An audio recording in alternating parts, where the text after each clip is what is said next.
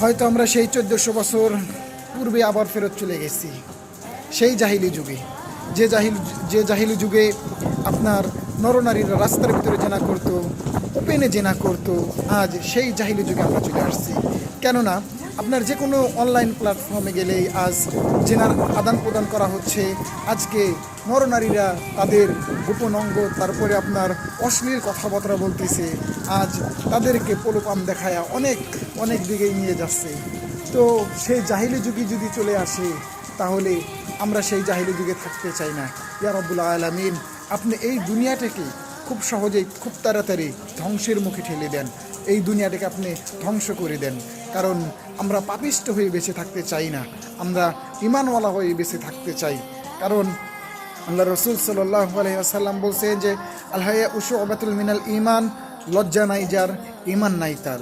তো আমরা লজ্জাহীন হয়ে আমরা থাকতে চাই না, আমরা লজ্জা নিয়ে, ঈমান নিয়ে বেঁচে থাকতে চাই। হ্যাঁ।